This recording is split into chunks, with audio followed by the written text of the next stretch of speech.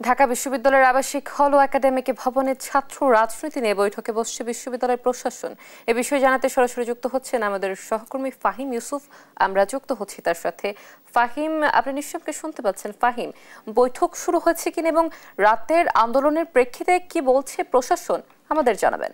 গতকাল রাতে কিন্তু ঢাকা বিশ্ববিদ্যালয়ের সাধারণ শিক্ষার্থীরা বিভিন্ন ব্যানারে বিভিন্ন হলে কিন্তু তারা বিক্ষোভে উত্তাল করে তোলে ঢাকা বিশ্ববিদ্যালয়ের যে চারপাশ সেটি।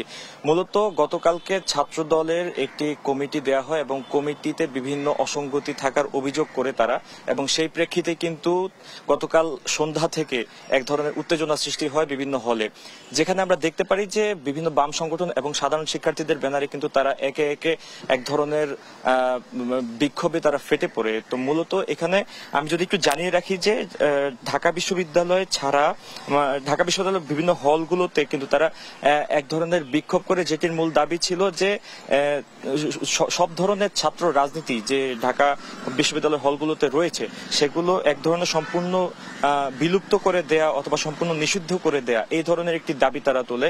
সেই প্রেক্ষিতে কিন্তু গতকাল রাতে অনেক ছাত্রনেতা সেখানে বলেন যে কোনো ধরনের ছাত্র রাজনীতি যেমনটা প্রাইভেট ইউনিভার্সিটিগুলোতে বর্তমানে দেখা যায় তেমন ভাবে তারা চান যে সমস্ত রাজনীতি যাতে এখান থেকে নিষিদ্ধ করা হয়, এবং ছাত্র রাজনীতি নিষিদ্ধের মূল যে কারণ সেটি হিসেবে সাধারণ শিক্ষার্থীরা উল্লেখ করেন যে গণরুম গেস্ট রুমের যে কালচার সেটির পাশাপাশি যে গণরুমগুলোতে সিট নিয়ে যে এক ধরনের রাজনীতি, যে রাজনৈতিক দলের পদে থাকা ব্যক্তিদের সঙ্গে যোগাযোগ করলে দ্রুত সিট পাওয়া যায়, এই ধরনের অভিযোগগুলো তারা মূলত তোলেন। এবং সেই প্রেক্ষিতে কিন্তু তাদের আন্দোলনের মুখে পড়ে ঢাকা বিশ্ববিদ্যালয়ের প্রশাসন কিন্তু গতকাল রাতে এক ধরনের ঘোষণা দেয় যে সকল যে ছাত্র রাজনীতি রয়েছে সেগুলো তারা নিষিদ্ধ ঘোষণা দেয়, যেটি গত বছরের জুলাইয়ে 17 তারিখে ঘোষণাটি দেয়া হয়েছিল। তো তার প্রেক্ষিতেই কিন্তু সেই যে ঘোষণা সেটিকে তারা বহাল রাখবে বলছে,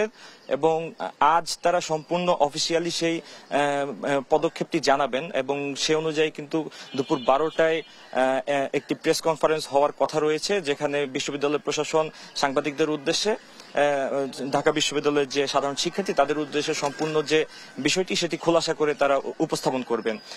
যেহেতু খুব সামনে ডাকসু নির্বাচন আসছে এবং ডাকসু নির্বাচনকে ঘিরে এক ধরনের ছাত্র রাজনীতিতে উত্তেজনা সৃষ্টি হচ্ছে, বিভিন্ন ছাত্র রাজনৈতিক দলগুলোর পাশাপাশি কিন্তু সাধারণ শিক্ষার্থীদের মাঝেও এক ধরনের উত্তেজনা দেখা যাচ্ছে। এবং আমরা সাধারণ শিক্ষার্থীদের সঙ্গে কথা বলে যেটি জানতে পেরেছি, তারা জানান এখন পর্যন্ত যে সকল ছাত্র রাজনৈতিক দলগুলো রয়েছে তারা কিন্তু বিভিন্নভাবে প্রভাব বিস্তার করার চেষ্টা করছে। সেই প্রেক্ষিতে তারা দাবি করছেন যে যত দ্রুত সম্ভব ছাত্র রাজনীতি নিষিদ্ধ করা হোক এবং ছাত্র সংসদ বহাল রেখে ছাত্র সংসদের মাধ্যমে আগামী দিনের যে বিশ্ববিদ্যালয়ের যে সামগ্রিক কাঠামো সেগুলো সম্পন্ন করতে।